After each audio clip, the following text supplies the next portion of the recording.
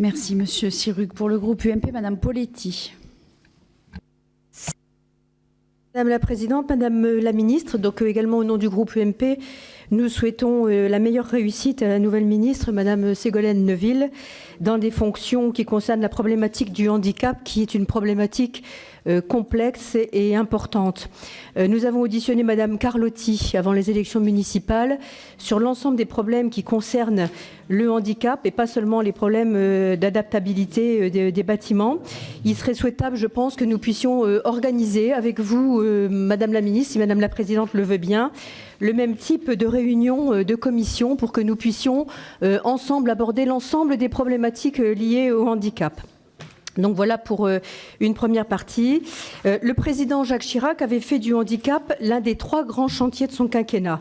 C'est donc sous son impulsion et avec le soutien des parlementaires UMP que la loi handicap du 11 février 2005 a été votée, sans les socialistes qui ont voté contre le texte. Vous parlez de consensus, Madame la Ministre. Il y a eu discussion récemment entre le Sénat et l'Assemblée, pardon, pas récemment, en 2005, entre le Sénat et l'Assemblée nationale.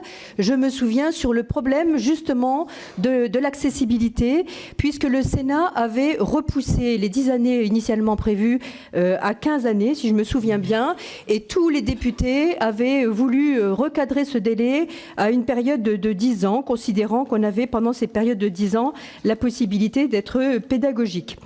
Cette loi avait représenté une avancée considérable pour les personnes handicapées, mais plus largement pour l'ensemble de la population française, car tout le monde y gagne quand l'espace public est adapté aux personnes handicapées. Parmi de nombreux objectifs de la loi handicap, je peux citer par exemple la droit aux compensations ou PCH, intégration scolaire, l'insertion professionnelle, la création des MDPH et ce qui nous réunit aujourd'hui, les dispositifs sur l'accessibilité. La loi handicap a fixé pour la première fois un concept d'accessibilité universelle qui s'adresse à tous. L'accessibilité pour les personnes handicapées, quel que soit le type de handicap.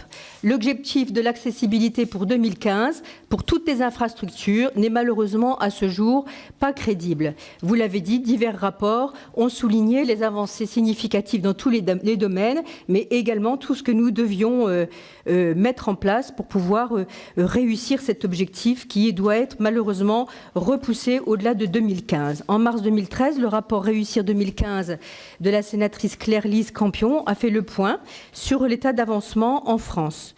Ce dernier rapport recommande la création d'un agenda d'accessibilité programmée introduisant des délais supplémentaires pour se mettre aux normes sans encourir de sanctions. L'objet du projet de loi est donc de permettre la mise en œuvre rapide, par voie d'ordonnance, des décisions prises par le gouvernement sur la base des préconisations de ce rapport. La principale disposition consiste pour le propriétaire ou l'exploitant des établissements et installations recevant du public à soumettre ou à s'engager à soumettre un agenda d'accessibilité programmé. Le dispositif de contrôle constitue la contrepartie à la possibilité de solliciter un dépassement des délais initiaux. Le projet de loi ne mentionne malheureusement aucun délai précis. Que ce soit pour les associations ou les collectivités territoriales, nous connaissons aujourd'hui un contexte budgétaire particulièrement complexe, on en a parlé assez longuement hier, avec une baisse drastique des dotations aux collectivités territoriales de la part de l'État. Existe-t-il des dotations de la part de l'État pour ce que vous préconisez aujourd'hui, par exemple un fléchage du FNADT? Il est noté dans l'étude d'impact du projet de loi que la mise en accessibilité des ERP a un coût important mais difficile à évaluer. Une étude a été menée et a estimé le coût de la mise en accessibilité des ERP pour l'État à 3,6 milliards d'euros, pour les collectivités territoriales à 15 milliards d'euros et peu de données existent sur le sujet pour le secteur privé.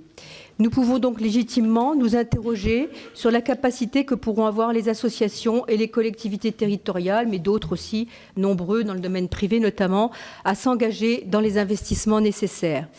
En l'état actuel de notre connaissance du contenu du texte et des délais et la perspective de voir régler ce sujet important par des ordonnances, beaucoup de temps a été perdu, Madame la Ministre, c'est vrai, entre juin 2012 et l'échéance de 2015 ne permet pas pour le moment au groupe UMP de soutenir en l'état de ses connaissances ce texte s'il adopte la méthode du PS en 2005. Je vous remercie.